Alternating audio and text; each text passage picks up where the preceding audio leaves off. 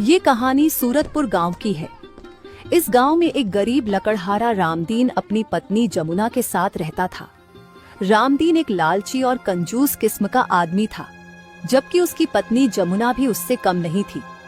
दोनों की कोई संतान नहीं थी, इसलिए वे एक दूसरे के सहारे जीवन बिता रहे थे। एक दिन रामदीन लकड़ियां लेने जंगल में गया। तभी उसे किसी छोटी लड़की के रोने की आवाज सुनाई दी। इस सुनसान जंगल में ये रोने की आवाज किसकी हो सकती है? सुनने में तो ऐसा लग रहा है जैसे कोई छोटी लड़की हो। कहीं वो किसी मुसीबत में तो नहीं है? मुझे उसके पास जाकर देखना चाहिए। लेकिन ये आवाज आ कहां से रही है? रामदीन उस आवाज की दिशा ढूंढने लगा। कुछ देर बाद उसे एक छोटी लड़की दिखाई दी, जो एक जगह बैठकर रो रही थी। कौन हो तुम और इस सुनसान जंगल में क्या कर रही हो? काका, मैं अपना रास्ता भटक गई हूँ। अच्छा, तो ये बता तू कहां से आई है? मैं तुझे तेरे घर छोड़ दूंगा। रामदीन के मुंह से घर की बात सुनकर राधा डर गई, जैसे वह अपने घर नहीं जाना चाहती थी। इसी कारण उसने बहाना बना दिया। काका, मुझे अपने घर के बारे में कुछ नहीं पता। क्या आप मुझे अपने साथ ले चलोगे? नहीं नहीं, मैं तुझे अपने साथ क्यों ले जाऊं? एक तो मैं पहले से ही गरीब हूँ, ऊपर से तेरा खर्चा कौन उठाएगा? चल, अब मैं जा रहा हूँ। मुझे लकड़ियां काटनी हैं। रामदीन को जाता देखकर राधा उसके पीछे आकर रोते हुए बोलने लगी। काका, मुझे इस जंगल में मत छोड़ो। मैं अकेली कहाँ जाऊंगी? मुझे अपने साथ ले चलो। देख लड़की, मेरे पीछे आना बंद कर दे। मैंने कहा ना, मैं तुझे अपने घर नहीं ले जा सकता। इस बार रामदीन की बातों में गुस्सा साफ झलक रहा था। उसे देखकर राधा डर गई। इसके बाद वह चुपचाप एक जगह रुक गई। रामदीन जंगल से लकड़ियां लेकर घर की तरफ जाने लगा, लेकिन तभी बीच रास्ते में उसका पैर एक पत्थर से टकरा गया। मेरा पैर। लगता है मेरे पैर में ज्यादा चोट लग गई है। अब मैं घर कैसे जाऊंगा? रामदीन की कराह सुनकर राधा उसके पास आ गई। क्या आप ठीक तो है ना? आपको ज्यादा चोट तो नहीं लगी? पता नहीं किसने ये पत्थर रास्ते में रख दिया था। इतनी जोर से लगा है कि मेरा पैर भी नहीं उठ रहा। काका, आप चिंता मत करो। मैं आपकी लकड़ियाँ आपके घर पहुँचा दूंगी। आप उठने की कोशिश करो। क्या सच में तू मेरी लकड़ियां घर तक पहुंचा देगी? हाँ काका, अब आप धीरे धीरे उठने की कोशिश करो। राधा लकड़ियां सिर पर उठा लेती है और रामदीन को सहारा देते हुए उसके घर पहुंच जाती है। जब जमुना ने घर के बाहर रामदीन को इस हाल में देखा, तो वह परेशान होकर बोली।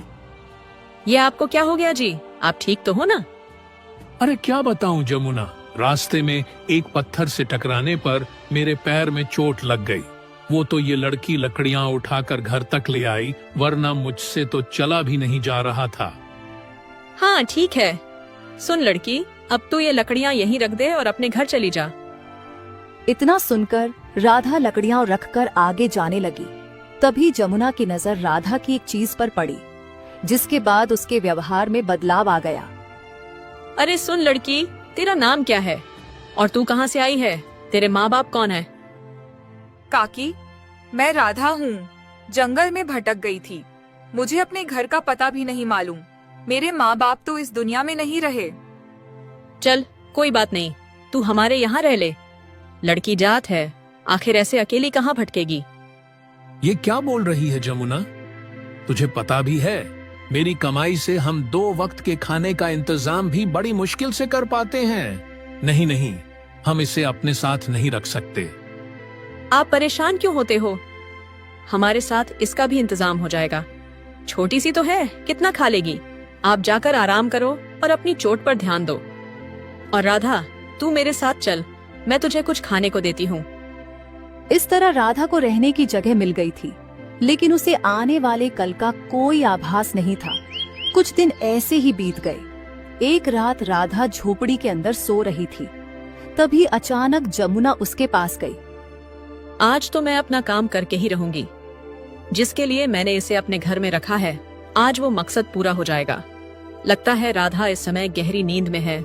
यही सही समय है। जमुना जैसे ही राधा की तरफ हाथ बढ़ाने लगी, अचानक राधा की आंख खुल गई। काकी, आप? क्या हुआ काकी? आपको कुछ चाहिए था? अब जमुना ने तुरंत बात को पलट दिया। अरे राधा, तू कैसे सोती है? मैं कब से देख रही हूँ। तू सपने में पता नहीं क्या क्या बड़बड़ा रही थी। माफ करना काकी, हो सकता है मैंने कोई सपना देखा हो। तू सपना देख या कुछ भी कर, हमारी नींद खराब करने पर क्यों लगी है? चल अब सो जा।